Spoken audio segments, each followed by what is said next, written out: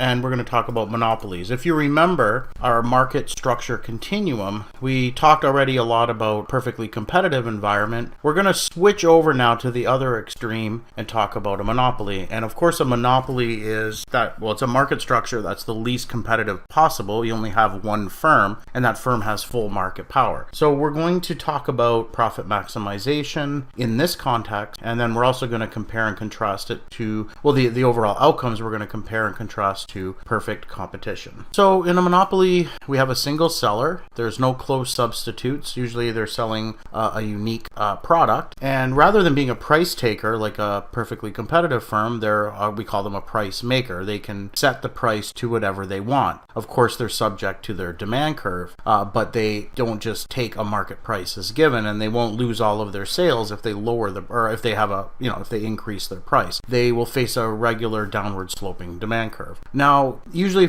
it's extremely rare. I don't even know of any cases where you would have only one firm in an industry if there are no, barriers to entry. So usually there's a monopoly because there's some type of barrier to entering that industry. So we'll talk a little bit more about the different types of barriers, but for a monopoly, for there only to be one firm, there must be something blocking the entry of other firms. And in a monopoly, in this market structure, there's, you don't see any price competition. Rather, non-price competition, or even non-price competition isn't really all that important either. Mostly you would have, public relations or just simply advertising the product where it would be. Now, there's lots of examples. One example would be Bell Canada back in the day. This would be maybe, 50s, 60s, 70s, and 80s, maybe even a little bit in the early 90s, where they had, they were the only company in which you could make a telephone call, right? Now, of course, this is much different. We have the internet. But Bell Canada would be a good example. In the past, they were the only ones that allowed you to call other people. They had a monopoly on that service. Some other examples would be the LCBO. Now you can buy beer and wine in the grocery store in Ontario, but you still can't buy spirits like rum or gin or anything like that. So they have a monopoly over that. Natural gas, you have monopolies for certain areas, Union Gas and Enbridge Consumers Gas, and water and electricity. Typically these utilities you would see in the form of a monopoly that's regulated by the government or owned by the government. So what are barriers to entry? Okay, so obviously this is something that prevents firms from entering an industry. We could have technical barriers, and one example of that would be ownership of essential resources. If you own land and you somehow got lucky and on that land is a rare mineral or something like that, then you're the sole owner of that, and so you have a monopoly on its sale.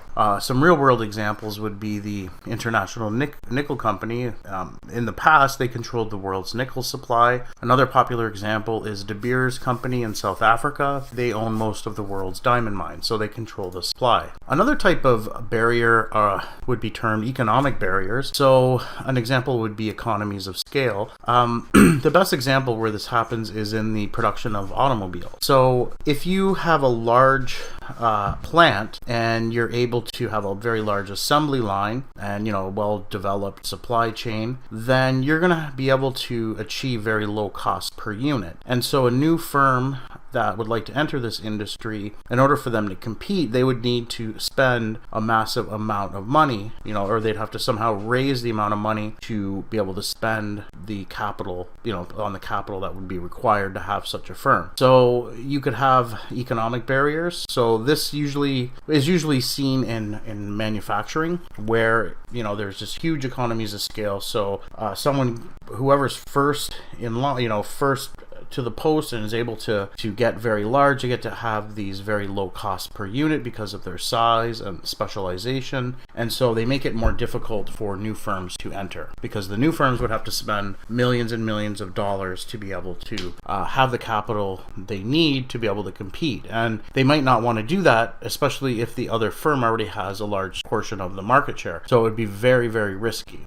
Another form of barrier is legal barriers. So patents, for example, give a producer a monopoly for a certain number of years, and this is very common in the pharmaceutical industry. So pharmaceutical companies will spend I heard, the estimate could be $500 to $1 billion. It could cost that much to create a new molecule and get it through all of the clinical trials. And so in order to give them an incentive to do the research and development to create medicine, the government gives them a patent in which they can sell that molecule. And of course, the demand for drugs is usually pretty inelastic, and so they can charge higher prices. So anyways, the benefits of that, it's not good for consumers, but it does give them an incentive to do the research and development and spend the money that's needed to create a new drug. There's also copyrights, there's licensing systems. The taxi cab industry is an example of licenses. Although it wasn't really a monopoly, it was maybe more of an oligopoly, but I guess it would be possible for someone to buy all of the license. But the key idea is that the government, creates a set number of licenses, and only those with that license are able to provide that service. And so it's not in that system, not anyone can just come in and provide that service. Of course, Uber did that. They actually completely ignored these laws. And to me, I don't think it's good to break the law, but I at the same time, I don't really think that the government should restrict the number of mutually beneficial transactions that can occur. And, you should just let the market decide the price and quantity. And sort of, Uber came in and basically moved it more towards a market environment. Although they're just one company and they're very large, it's a bit of a hybrid system because there's many drivers competing with each other, and so the price tends to come down a bit, and there's definitely a larger quantity that's the potential for a large quantity to be exchanged in the market because of that. So anyways, there's many reasons why you could have a barrier to enter a certain industry that results in a monopoly. So we're going to talk about the difference between price and marginal revenue in a monopoly. If you remember, in perfect competition,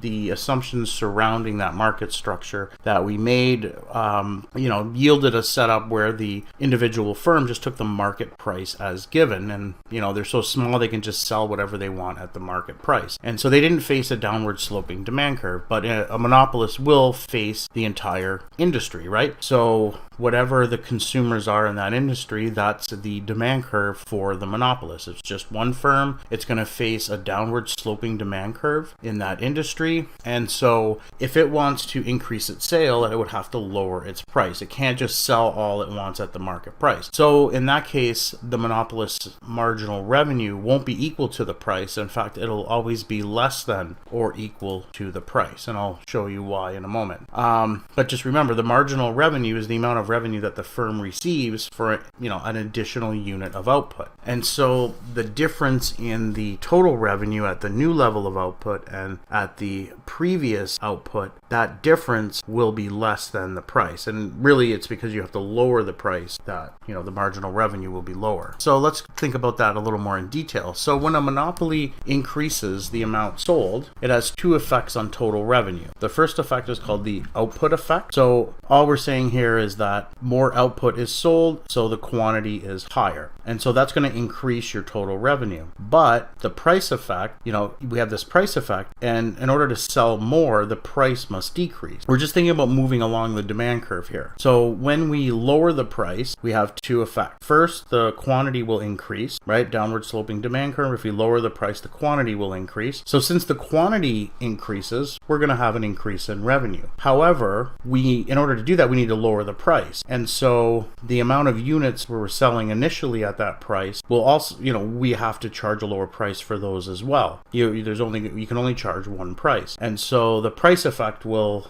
lead to lower revenue. And so the change in total revenue with respect to a change in the quantity will be comprised of these two effects. For a perfectly competitive firm, there was this price effect didn't exist. They just had the output effect. And so when they, it's very simple. They produce more and they sell it at the market price. So their marginal revenue is always the market price. And so we had price equals marginal revenue. Now for a monopoly though, they have the price effect as well. So it must reduce the price to sell an additional output. So you can just see everything else constant because the monopoly has to lower its price to increase the quantity. So just think of a fixed quantity. In a perfectly competitive environment, you could just sell it at the market price. But in the case of a monopolist, they, suppose they lower the price to increase the quantity by that same amount as the PC firm. Well, again, they've had to lower the price where the PC firm can just sell it at the market price. So,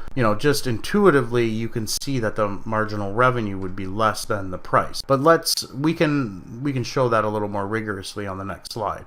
So again, the marginal revenue is on its additional units sold. So the marginal revenue on a firm's additional units sold is lower than the price because it gets less revenue for the previous units as well. It has to reduce the price to being the same for everyone who buys it. So let's look at an example. So here we have a demand curve, and we're going to consider going from the price of $142 to $132. Okay? If we do that, we're going to lose $30 because the quantity that they're selling currently, so suppose we're currently at $142, so currently we're selling 3 units. And so if we lower the price though, we're going to get $10 less for each of those units. So we're going to lose $30. However, we're going to gain 1 unit in sales, and we're going to charge $132 for that. And so the area of this rectangle here is 132. Okay, so we can write marginal revenue as the change in total revenue over the change in quantity. We know that, we've seen that before. But we can break this total revenue apart into the price and output effect that we talked about earlier. So this would be the price effect, right? And then this would be the quantity effect, or the output effect. So this first term, what's this? So it says the change in quantity times the new price. Can anyone tell me in the chat if that, what rectangle that corresponds to, or whether that corresponds to the price effect or the output effect? Okay, only 2 of you. So we have Lena saying it's the price effect and Mahir saying it's the output effect or quantity effect. Which one is correct? Anyone? Yeah, it's the output effect. Okay, so if we look at this diagram, the change in quantity, well, we have a change in quantity here, and then we're thinking of the new price, P2, which is $132. And so this area here would be the quantity effect. Okay, so we have a higher quantity, and then we're just multiplying it by the price we're selling it at. So that's our gain. That's the positive thing of this fall in price. And so this first term here is the blue shaded area. Okay. Now the second term is of course the price effect, which here is a change of $10, but it's negative. And we're going to multiply that by our original quantity Q1, which is 3. Okay. Now we can actually just cancel some terms here, and then we can see, well, the marginal revenue is equal to the new price plus this term here. Now, can anyone tell me what the sign of this term is? Is it going to be always positive or always negative? Anyone? You are now muted. You are now unmuted. Does this term look familiar? It's the change in the price with respect to the change in quantity. And we're talking about a demand curve here. Along a demand curve, yeah, it has to be negative. The demand curve is a negative relationship. And basically that's the slope of the demand curve, which is negative, okay? And so this term will always be negative.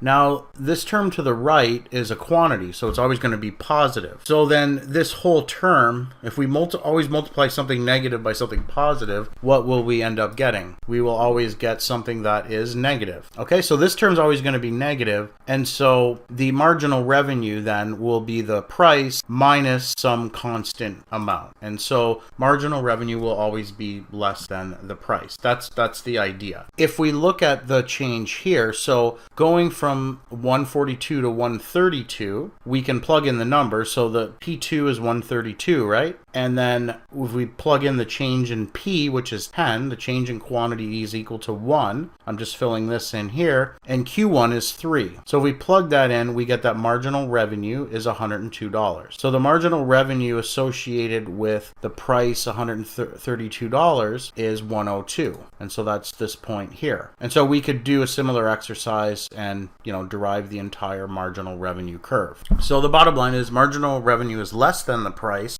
Again, the monopolist is a price maker, and here we can assume marginal revenue is equal to the price like we could in perfect competition. Here, it's not equal to the price. In fact, it's always going to be less than the price. Now we can look, this again is the same data. So here we have our demand curve and marginal revenue curve. I just put all of the information here. So the first column here, we have the quantity, then we have the price. So these first two columns are just the demand curve, and any demand curve, we can just multiply price times quantity to get the total revenue, and that's what we get here. And so we can see if we go from 0 units to 1 unit, so we produce our first unit, our marginal revenue is going to be 162. If we produce the second unit, our marginal revenue is going to be 142, and so on. And the points that I have indicated here are, at the quantity of 3, we have that marginal revenue is 122. At a quantity of 4, the marginal revenue is 102. That's this point. And then 82, when we go from the 4th unit to the 5th unit, that's this point here, and so on. Now, you've seen this before. We did this in the elasticity chapter. Here we just have a demand curve on the top, and on the bottom we have our total revenue curve. And if you remember, at the center of the demand curve, that's where we switch from the inelastic portion to the elastic portion if you're going this way. So this is the elastic portion, this is the inelastic portion. And so the center corresponds to the maximum revenue. Now, if we just think of what marginal revenue is the change in total revenue, right, with respect to a change in quantity. And that's what marginal revenue is. This is total revenue. If you remember from your calculus course, marginal revenue is just the first derivative of the total revenue curve. But you don't need to know calculus. You just think about this intuitively. So whenever marginal revenue is positive, that means on the margin you're adding to your total revenue. And so your total revenue curve is going to be increasing, right? If we, start at points here and go in this direction and multiply the price times the quantity, we will get that total revenue is increasing or positive. So we could also think of it from here. If we look at these price and quantity combinations, like this price and this quantity combination, or we could just look at this price and then the marginal revenue, so as we're going to the right, all the marginal revenue is positive here. And so we're going to have that our total revenue is increasing. But now look, as soon as this hits the horizontal axis, it's going to become negative. And so marginal revenue becomes negative. And so that corresponds to revenue starting to fall. Now, what's interesting here is, well, first I want to make sure you remember what's the general profit maximizing condition. So a firm should keep doing what until that thing is greater than something else. And so they should stop when two things are equal. What's the profit maximization condition again? Just type it in the chat. You are now muted. You are now unmuted. Yeah, so actually in general, you want to keep doing something if the marginal benefit exceeds the marginal cost. Here, in this context, we're talking about selling goods, and every time we produce and sell a good, that's marginal revenue. So we'd want to keep producing as long as the marginal revenue that we get is greater than the marginal cost. And so if you think of a marginal cost curve, typically it's going to be this U-shaped thing. And so it's only going to intersect the marginal revenue curve in this elastic region. Right? It's not going to, you're not going to have it intersecting in the negative, price plan. It doesn't make any sense. And so clearly you can see from this that the monopolist is going to only operate, in this section here on the elastic portion of the demand curve. And that's actually why, the example we did with the price effect and output effect earlier, that demand curve that we drew, we assumed it was the elastic portion, but we know it'll be always the elastic portion, and so when you have the elastic portion, the price effect, the net effect of the overall effect when you take into account the price and output effect will be an increase in revenue, right? So if we go back to that diagram, this thing here, so this is the loss, and then this is the gain. If you notice the way this demand curve is drawn, this blue area was larger than the red area. Okay, this will only be true if we're on the elastic portion of the demand curve, and this is straight from the elasticity chapter. Do you remember if you lower the price and your revenue increases, then you're on the elastic portion. So if we were on the inelastic portion, we would actually have a negative marginal revenue. Okay, so this output effect being greater than the price effect, and so that you have a positive increase in revenue, is only true on the elastic portion of the demand curve. But that's the portion that a monopolist will always operate on, because we'll learn later they're going to optimize where marginal revenue equals marginal cost, and so that's going to happen only along this line where marginal revenue is positive. Okay, so that's the relationship between the demand curve, total revenue, and then your marginal revenue. So another thing to point out is that the marginal revenue curve will actually fall twice as fast as the demand curve, and that's only true for a linear demand curve, and that's all we're going to cover in this course. So how do we know that? Well, the easiest way is just to use some mathematics. No, I'm not going to ask you to derive this on an exam or anything, but it's useful for you to know. It's very easy to show.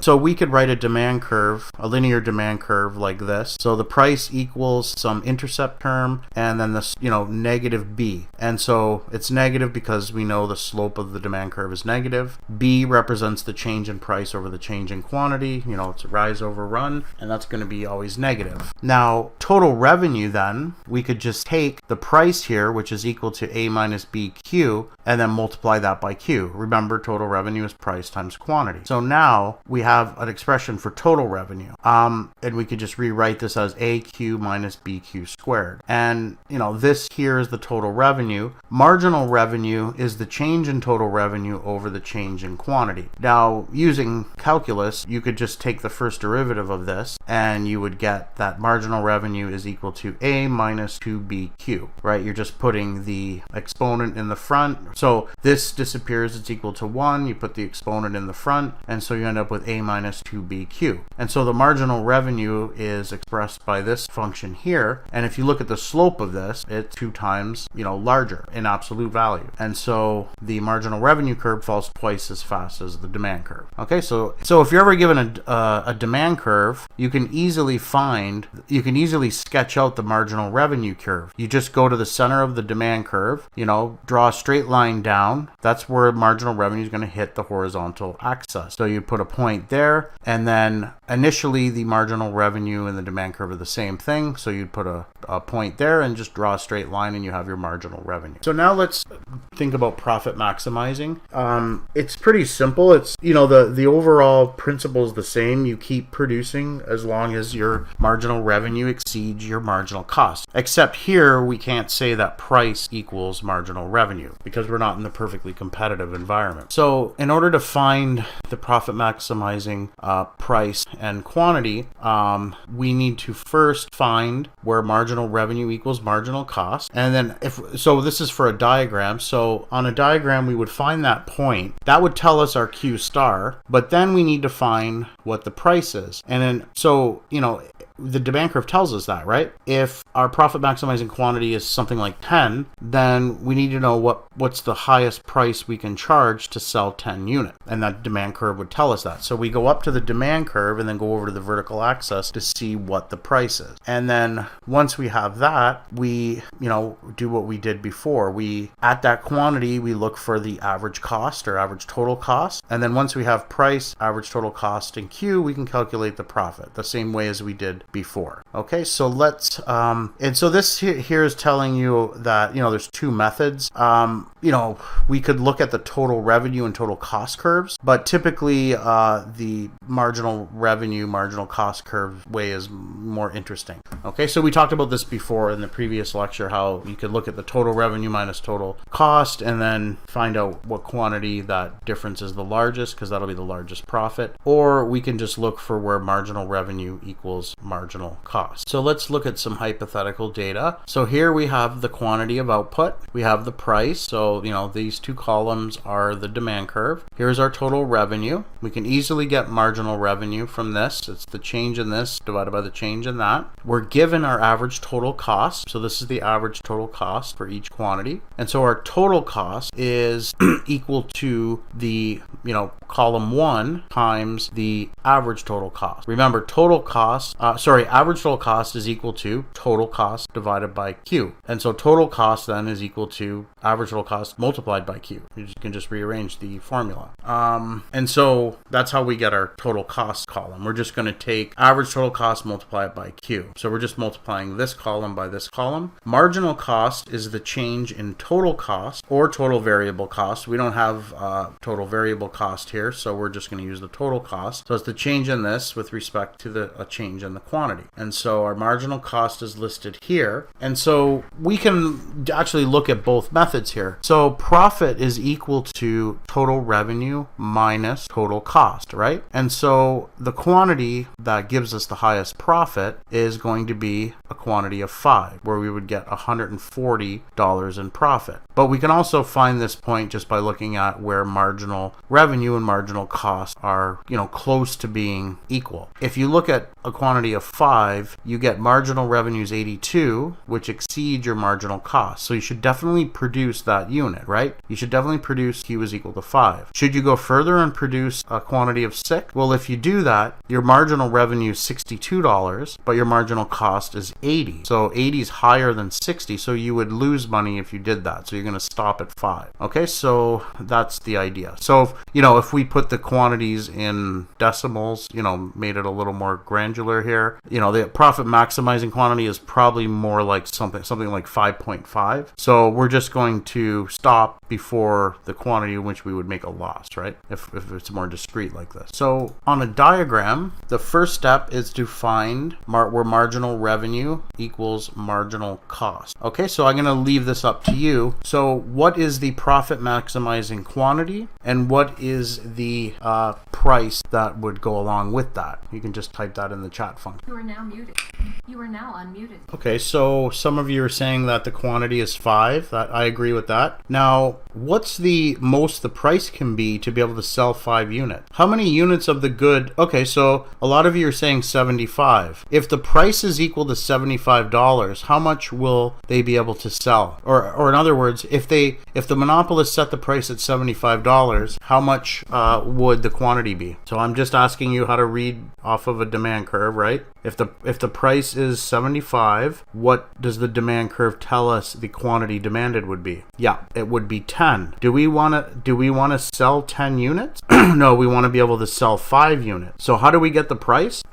Well, you have to go up to the demand curve. So it'll be a little under $125. So first step, we get our quantity, our Q star, which is 5. Okay. Then we don't use this one. And I know a lot of people will make this mistake on the exam.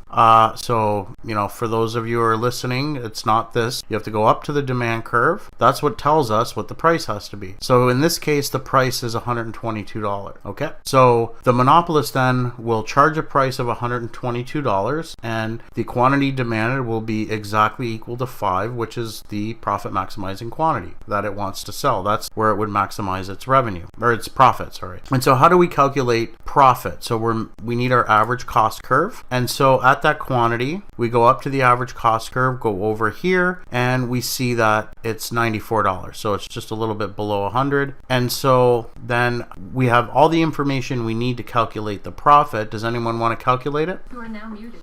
You are now unmuted. So Excuse, could you just repeat how you got that the rectangle of the economic profit? So we go up to the average cost curve, and then you go up to demand curve to get those two prices. Yep. Okay. Yep. And so if you're from our last lecture, how do you calculate profit? So it's the same as before. It's price minus average total cost times Q. And so to calculate the amount of profit, we take 122 minus 94 and then multiply that by 5. And so that would give us the value of this, that would give us the area of this rectangle, which is the profit. Okay? Everyone get that? Okay, so let's think about the differences between perfect competition and a monopolist. So what we're going to do is have two diagrams. Everything is exactly the same, except in the first diagram, we're going to assume that this industry is a perfectly competitive industry. And in the second, we're going to assume that the market structure is that of a monopoly. Okay, so the demand's the same. We have the same demand for whatever this good is. Now, in a perfectly competitive industry, we know that the supply curve is the marginal cost curve. So in industry-wide, it would just be the sum of all the individual firms' marginal cost. Okay? And so this would be the supply curve. Now, a monopolist will face the marginal cost curve. So we're assuming that the cost structure of the monopolist would be the same thing as the cost structure of all the individual firms. So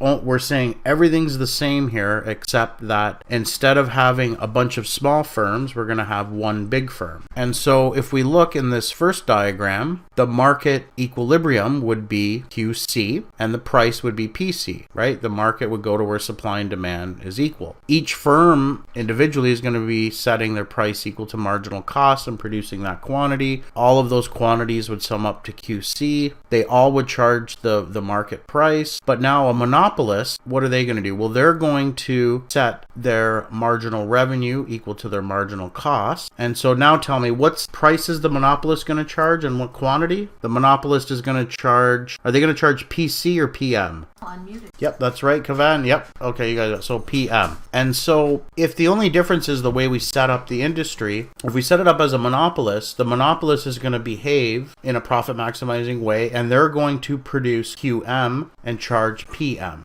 And so that's not the efficient outcome. So remember last class we talked all about how this is the most efficient outcome. This is where we're going, in the long run, we're going to have that the price is going to equal the marginal cost, which will also equal the minimum average total cost. Okay, so they're going to be minimizing their cost per unit and the total surplus, consumer and producer surplus, will be maximized. Now, what's happening in a monopolist setup? Well, in a monopolist setup, we're going to be producing to less. We're only going to be producing QM and the price is going to be higher. Okay, so in principle, a monopolist structure will tend to charge a price higher than the efficient price and they're going to produce less than the efficient quantity. So this area here, this triangle, represents what's called a dead weight loss. And basically these are mutually beneficial transactions that could occur and provide value to both the consumer and producer. But that's not going to happen in a monopoly setup. Okay, so we don't get this nice efficiency outcome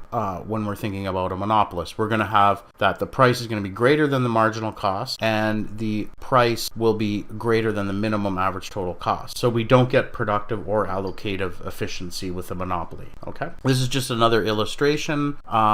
So again, marginal cost is the supply curve. That's the industry supply curve. This is the demand curve. The competitive equilibrium price and quantity will be 6 and 60. But you know, this demand curve, if it's a monopolist, the monopolist will face the entire industry demand curve. The marginal revenue will fall twice as fast. It'll be this curve here. They'll optimize at this point, charge a price of 8, and they'll produce a quantity of 4. Okay, so again, you know, it's another illustration. In principle, the monopolist has an incentive to charge more and produce less, and so you won't get the efficient outcome that maximize, you know, that's either productive or allocatively efficient. Okay, so this is the, you know, perfectly competitive industry. This is just another illustration.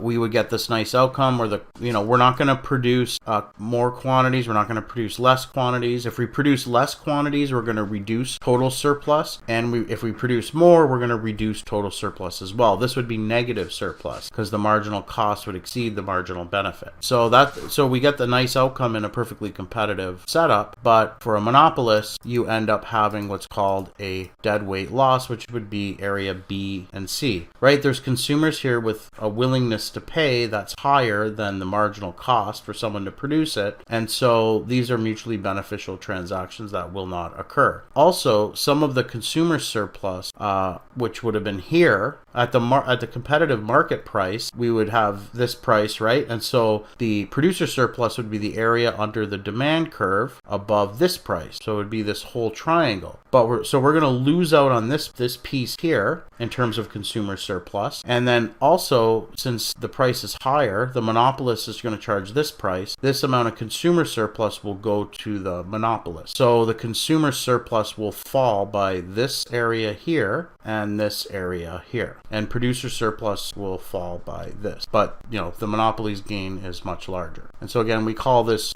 whole area here a dead weight loss. We're just not getting these mutually beneficial transactions. There's trades that can occur that would result in value, but they're not going to occur. And that's what this triangle represents. Okay, again, I just put some extra illustrations in here for when you're studying. Okay, so now we're going to think about what's called price discrimination. So a monopolist is the only firm, and they can charge whatever price they want. But typically, they'll charge just one price. But, if a monopolist is really good at figuring out people's willingness to pay, then they could be better off by charging, any firm, if they could, if they have freedom to just charge whatever price they want, and they could magically know what you value the good at, and they just charge everyone different prices based on their willingness to pay, then they can extract all of the consumer surplus. So, it's possible in some cases that firms could try to charge different prices to different people based on their willingness to pay.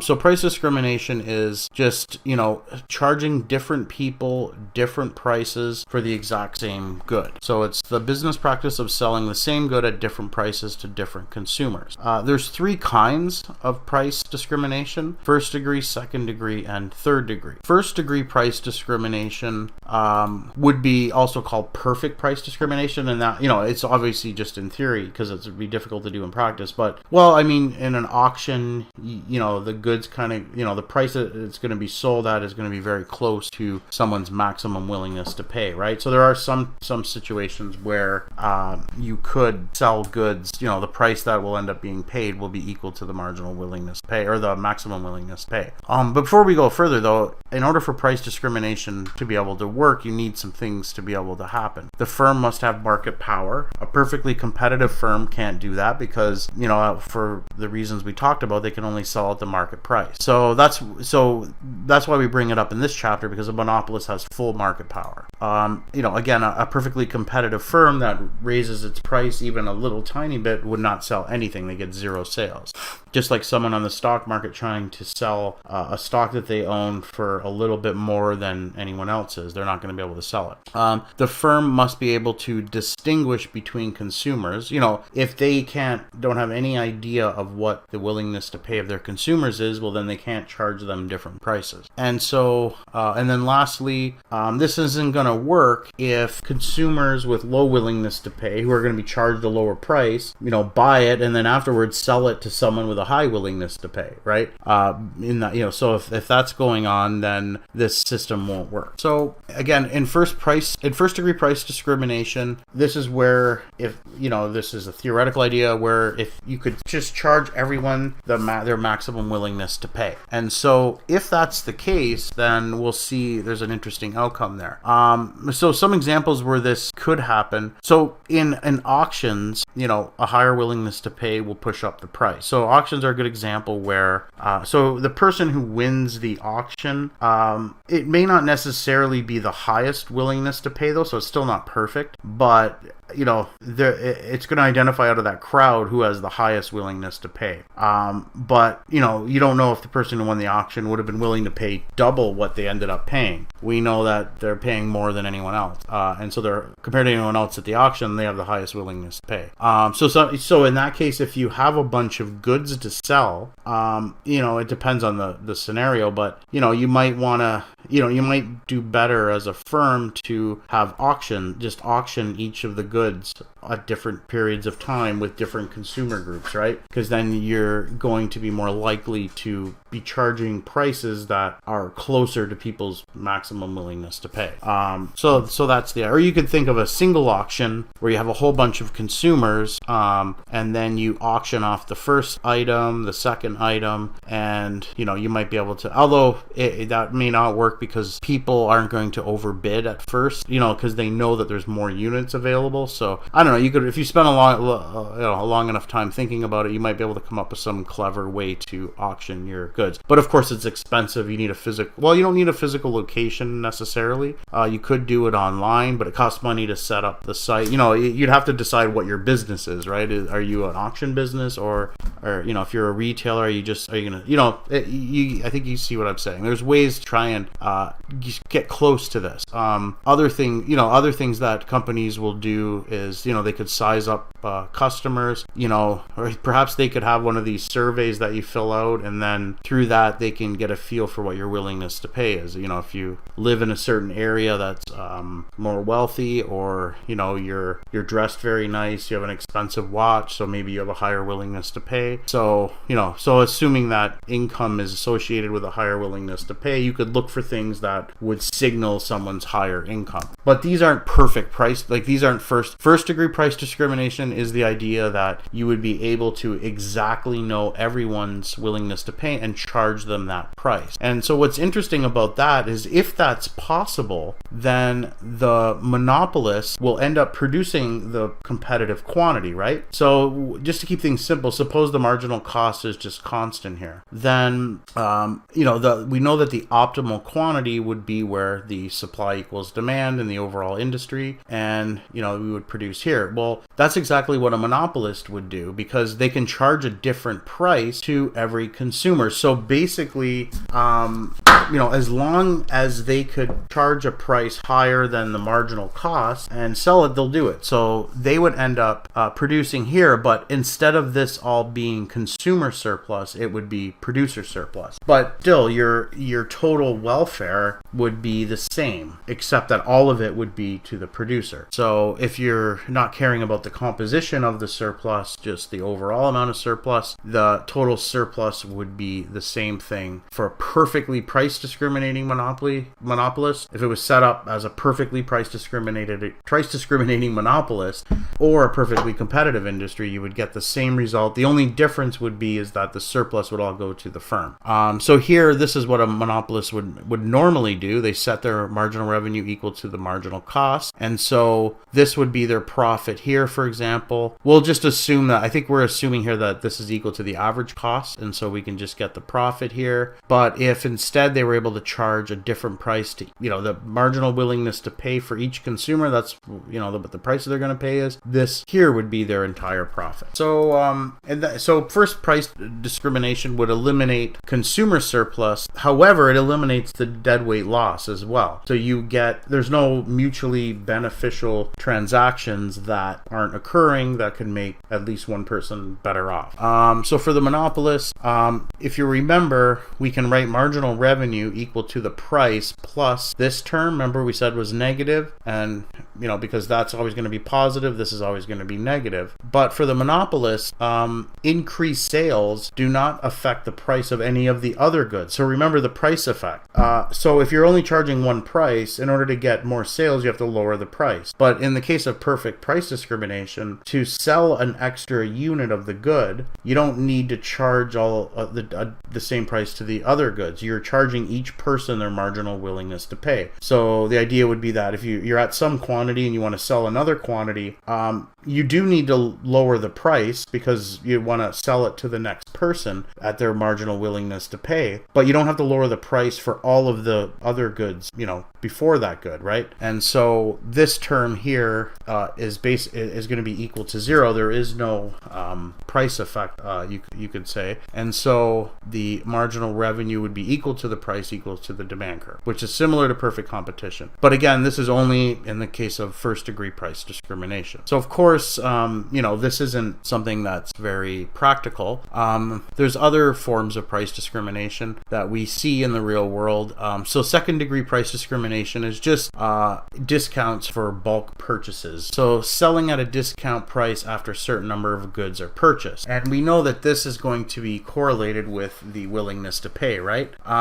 So it's considered price discrimination because people's willingness to pay for additional unit declines as the consumer buys more units. And, recall from chapter 5, diminishing marginal utility. That's what's driving that. And then third degree price discrimination is where you try to charge different prices to different consumer groups or segments of society with different demand schedules. So, example, students might have more elastic demand than maybe senior, or actually student and seniors might be more elastic because their incomes are going to be lower. And so, you want to charge different prices to them than, people who aren't seniors or students who probably have a little more inelastic demand. I've heard of where gasoline for farmers can be a different price than for regular people. They probably have a more inelastic demand maybe.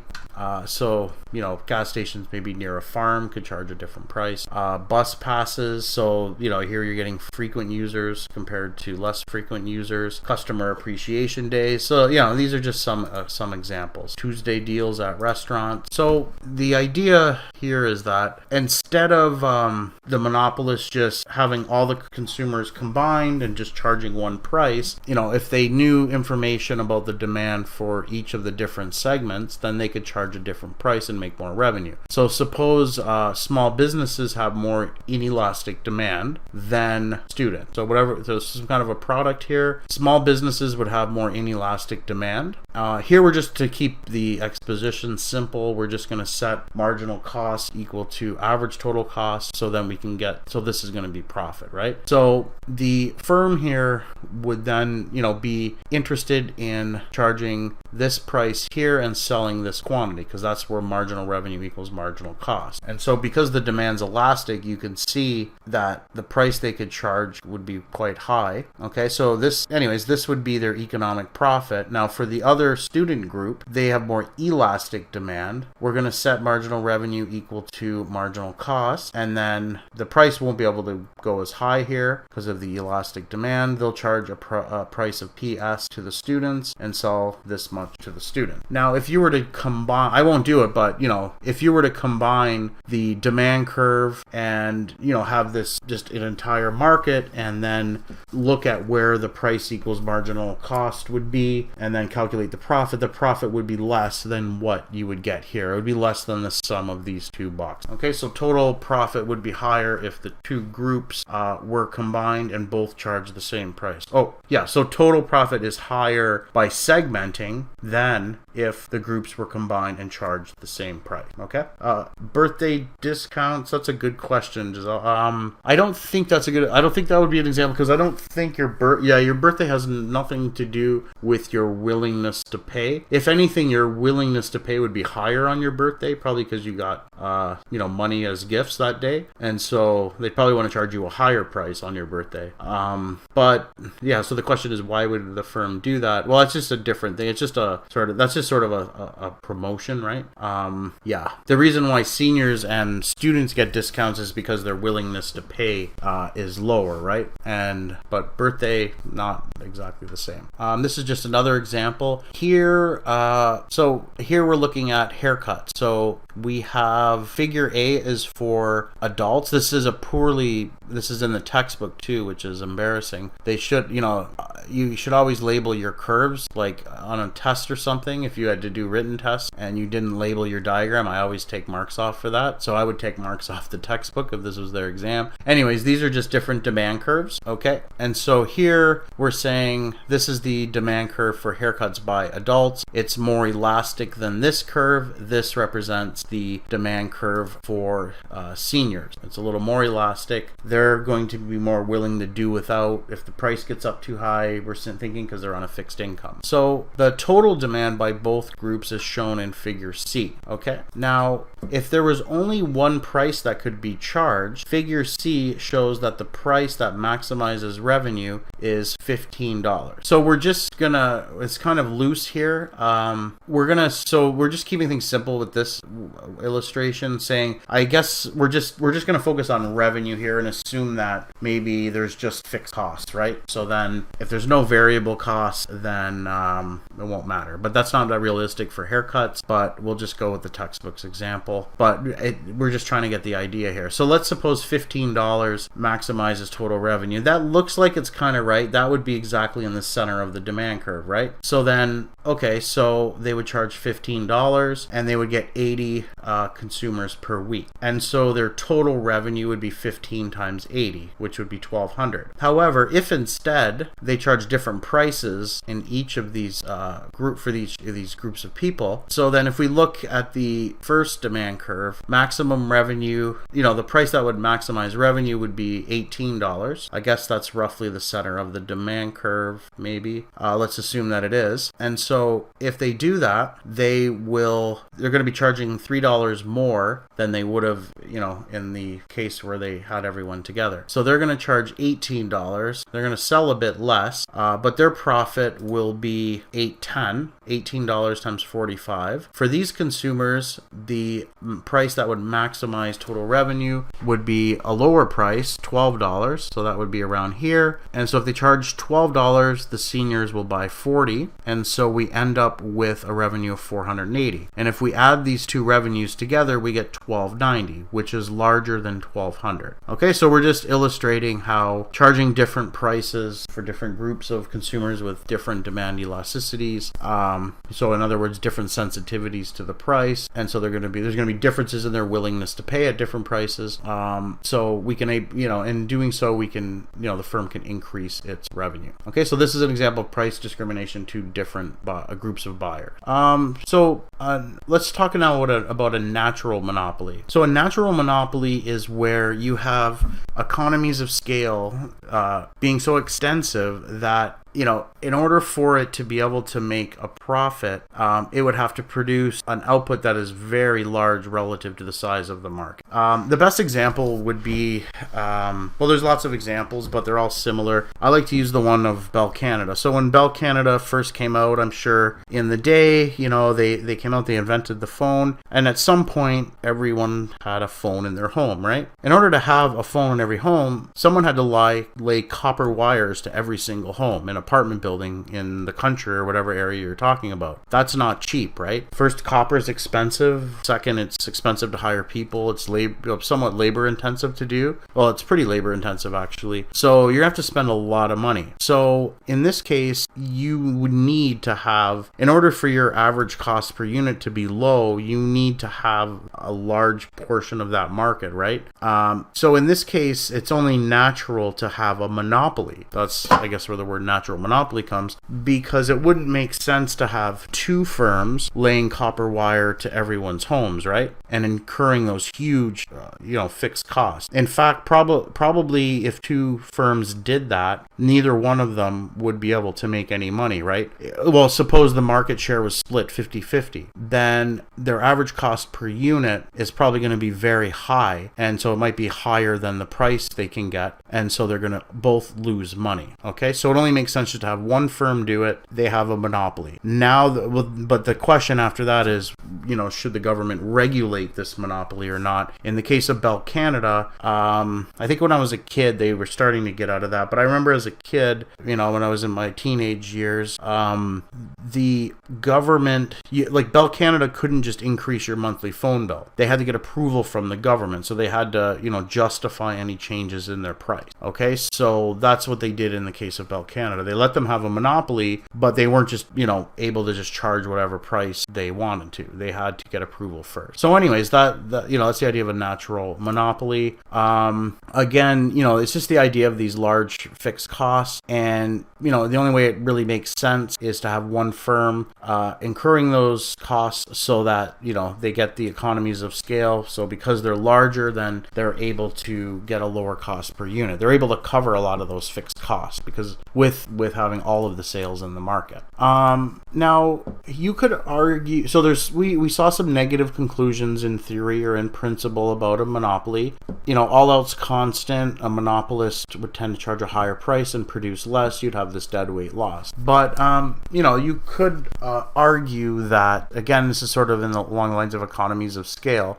You could argue that the negative conclusions are not valid or maybe taking out of context, because if a competitive industry were monopolized, the cost of production would likely increase economies of scale. So they capture large economies of scale in production, and they also can engage in research and development and new techniques of production and new product. And they can attract high quality staff by offering relatively higher wages with their monopoly profits and good working conditions. And remember, if in the long run, we didn't really cover this explicitly, but in the long run, a monopolist can earn positive economic profits because there's no firms entering, right? So then it's possible they could pay higher wages. That's all this is saying. So the idea is that there are certain cost savings if you're large. So there's specialization and that type of thing. So if you think of the banks, if banks merge, CIBC and TD, and this is their argument for wanting to merge in the past, they're saying that we could have a lot of cost savings by merging. For example, human resource department, they right now they have two different human resource departments, so there's a lot of duplication. They have a lot of accounting departments and stuff like that, so there could be a lot of savings by merging. So that's sort of the idea. And then because of those cost savings, they could say that the prices could be lower, and that's another thing, whether they'll actually lower the prices or not, or keep the extra profit that they would get. This is just an illustration of the fixed costs. So this is an example for, I think, public transit. So here we have that average costs are really high, and it takes a while for them to get low. You need a lot of riders, for example. So there's extensive economies of scale that result in a minimum average cost at 10,000 riders. So let's suppose that the rail fare is set to $1.50. Okay, then the quantity demanded will be 100,000. Right? Perfect. And we can see here that they'll make a profit because the price is greater than the average cost at this quantity. Okay, and so the company would be able to make a profit because the ridership, at that ridership, the average cost is lower than the price. But suppose instead that the market were shared by two railway companies, and you could think of this as the Bell Canada example as well. Suppose this is the number of homes with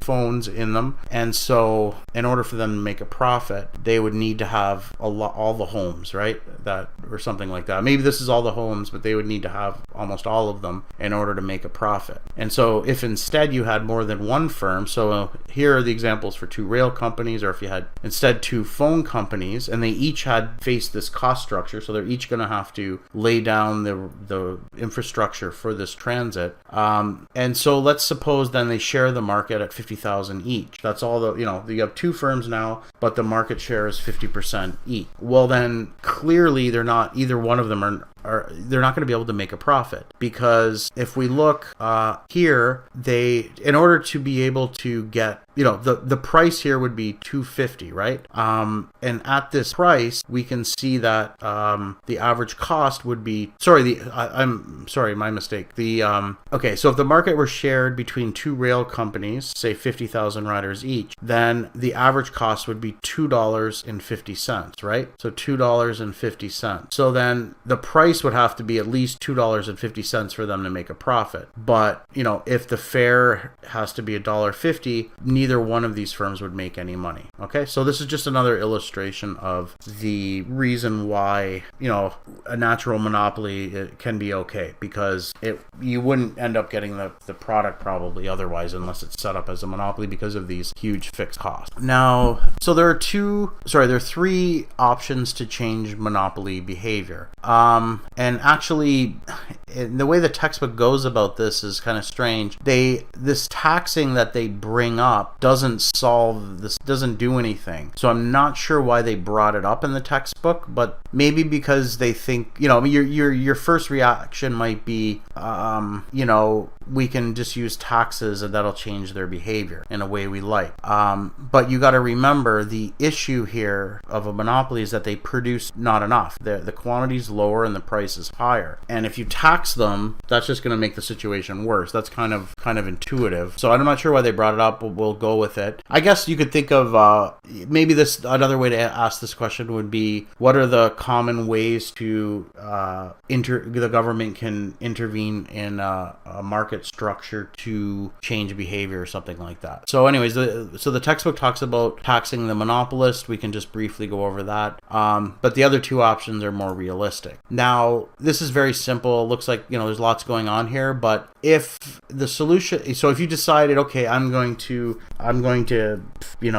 be politically popular, I'm a new president or something, and everyone's complaining to me about the monopolists making, charging a higher price, they're not producing enough, they're making profits. So what I'm going to do is charge them a lump sum tax. So a lump sum tax is just a dollar amount of tax, right? So all it is an increase in their fixed cost. So is that going to change their behavior? Anyone? Think about what the profit maximizing condition is. And I think a hint would be the difference between profit maximizing quantity, or at the profit maximizing quantity, we could also call that a minimize your loss quantity. Any idea, why would just increasing their fixed costs not change their behavior? What is their behavior? All right, so is an increase in fixed costs going to affect the marginal revenue curve? Yeah, well, it's a sunk cost. You could also think, Kavan. Yep. What's their profit maximizing quantity? How do we obtain that? Well, we obtain it by looking for the intersection of marginal revenue and marginal cost.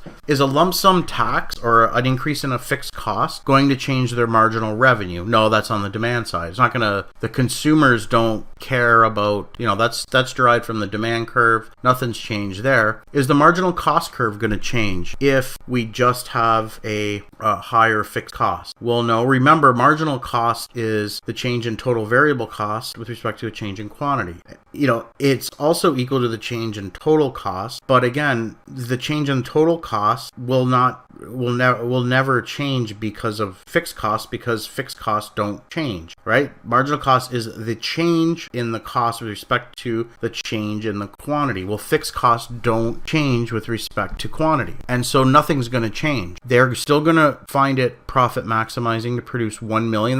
This point is still valid, right? It will still lead to where total revenue minus total cost is the highest. It could be that you would have an economic loss now because the fixed cost will eat away any profit you had, but at least still you would be minimizing your losses at that point. Okay, so lump sum profits don't do anything. You could think it will shift the average cost curve. So let's, if we're at this point where marginal cost equals marginal revenue, and before the tax, we would be, charging a price of 80, and we would have an average cost of $60 per unit. And so this whole area would be your profit. Well, the government's just going to take a slice of that away in terms of a lump sum tax. It's just an increase in the fixed cost. And so that's like shifting the average cost curve up, but shifting the difference here is purely this tax or fixed cost. And so, you're just going to reduce their profits. That's not going to change their behavior. They're still going to charge the same price, and they're still going to, produce the same quantity. If you put a regular sales tax, that will change their behavior, but it's going to go in the wrong direction. So if you put a tax, that's equivalent to shifting up the marginal cost curve. So this is a per unit tax, right? So then it is a variable cost, and so it will affect the marginal cost, but it's going to shift it up, and they're going to produce even less, and they're going to charge a higher price. And so some of that burden will be shifted to the consumer as well.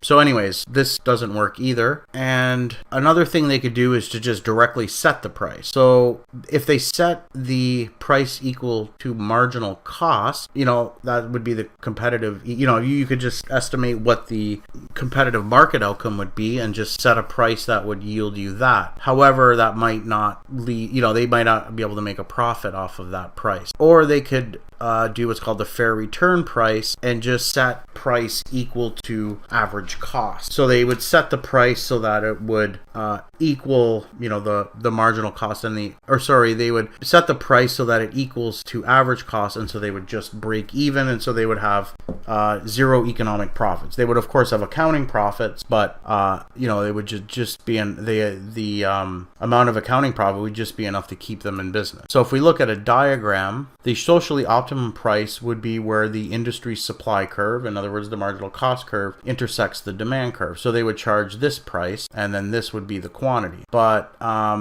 it's so without any intervention, the monopolist will charge QUM, right? They'll be here and they'll be charging this price here. And so we want we want a lower price and an increased quantity. So if we pick QSO, which is the socially optimum quantity and price, the price would be below average cost. And so the monopolist would be forced to incur a loss. And so that, wouldn't be ideal. The other option would be to just set the price, so you're looking for different prices. And so if you set the price here, then that's going to equal the average cost, but it has to equal, it has to be where these two intersect, the demand curve. Because if you set the price here, then you're looking at the demand curve to see what the quantity would be, right? So if they set the price equal to PFR, then the quantity will be QFR, and that will also coincide with being equal to the average cost. So only there will everything be proper for the fair price, and so that's where you would get that they would earn a zero economic profit. Again, if they charged a price up here, you would end up getting the quantity here, and so the average cost would be here. It wouldn't be equal to the price, right? So only here will you have the price equaling, the demand curve and the average cost curve all at once. Yeah, this is just another illustration for your notes. So this is the monopoly price. This would be the fair return price. Again, here is where you have the demand curve and the average cost curve and the price all in one spot. This is the socially optimum price. And then of course, lastly, they could just buy the company and nationalize it. In Canada, that would be a crown corporation. And so, it may or may not operate the enterprise to make a profit, so they can decide what the quantity directly could be. So that would be the most serious or the most direct method. But the problem is here, there's all the problems with everything, right? If nothing's exactly, there's always trade-offs. If it's run by a government, it could potentially not be as efficient. Private firms, the profits are going to actual people, so they have a real personal incentive to make sure that the company they're operating is profitable and efficient. But if the money is just going to the government, it's not really going to personal people. So it really depends on the quality of the management. The incentives might be a little off here, so not and this is that's the reason why we've seemed to be going in the opposite direction of this in recent decades, where the government privatizes things like Service Ontario. I think even the driving license place now is privatized. Like even the people doing the tests, I think it's a private company. And so we've sort of seen a move away from this rather than towards this. But again, it is an option. Okay, so let's do a few multiple choice questions before we call it a night. So this one's easy. Which of the following is a barrier to entry? Okay, I'll try to go through these a little bit fast so we finish on time. So I'll give you 10 seconds, okay? Okay, 5, 4, 3, 2, 1, and 0. Okay, I'm not sure what happened here. I thought this was going to be a perfect. So barrier to entry. So is the demand curve a barrier to entry? So we had a list of barriers to entry. The first one was, there was legal barriers, economic barriers, or technical barriers. I mean, it has to be something that would prevent a firm from entering an industry. So downward sloping demand curve, it's just a distractor. A single producer is less efficient than a large number of producers. So that's more of a result when you were looking at the difference between a monopoly and a competitive market. It has nothing to do with a barrier to entry. If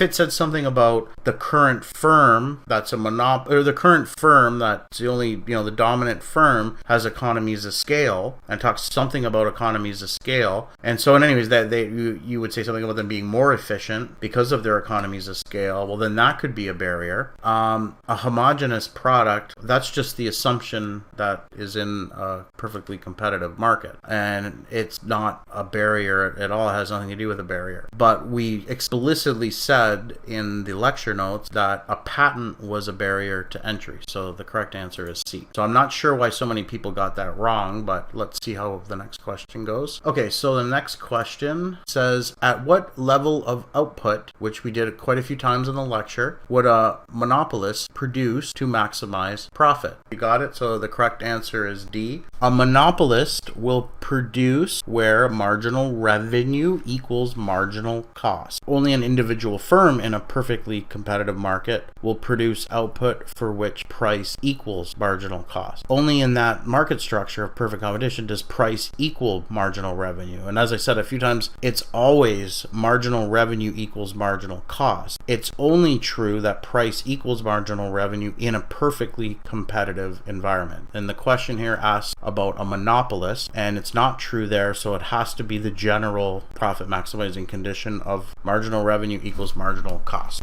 Okay, next question. You're given a chart here. You have the cost structure, you have the demand curve. They just called it average revenue here, same thing as the demand curve. And it's asking you, what is the monopolist profit maximizing price? Okay, let's see how you do. All right, so 55% of you got it right. Let's go over these. So let's start with D. Can marginal revenue be negative? Yes. If marginal revenue is negative, you're on the inelastic portion, right?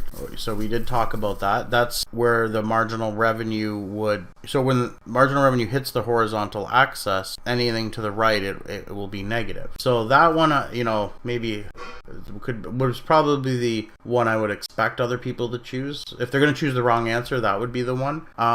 C, it's greater than the average revenue curve. We never once mentioned that or talked about that. And in one of the diagrams, I even said the average revenue curve is the same as the demand curve.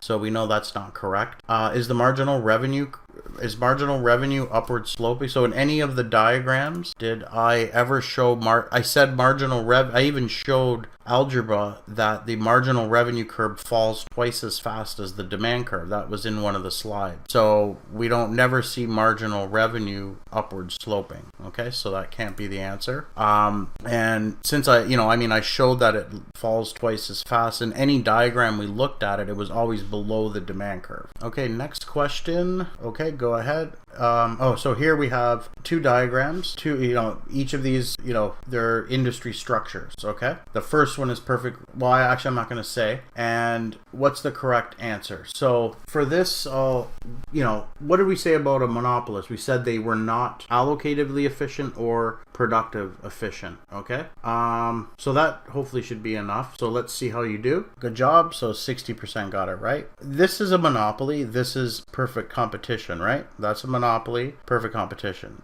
Which of those two did we say was allocative and productive efficient? It was perfect competition. That's what we learned about last class. So perfect competition we learned was efficient because it, maximized surplus. That's why it was allocatively efficient. And then you end up with price equaling the marginal cost. And in the long run, they'll learn zero economic profit. Okay, so that's why D is wrong because economic profit cannot persist in the long run in a perfectly competitive environment. And A is wrong because it's allocatively efficient. This is saying B is allocatively efficient, but we know it's not because it's a monopoly. That's what we learned today.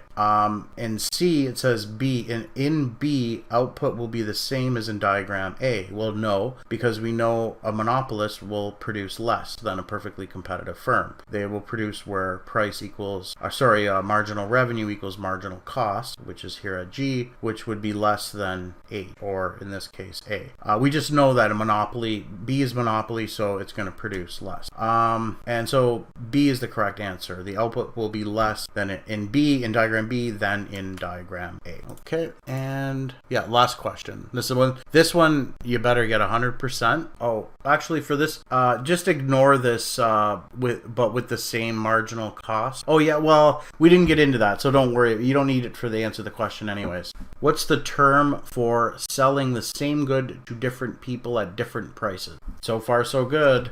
Okay, Lena, Farah, and Avjinder, do you want to get your responses in? So yeah, there was a couple more multiple choice questions, and then I also have your in-class exercise in there that's animated that you can do for homework, okay? All right, is everyone good? Anyone have any questions? And thanks everyone, and enjoy the rest of the week. We'll see you next Monday. Take care.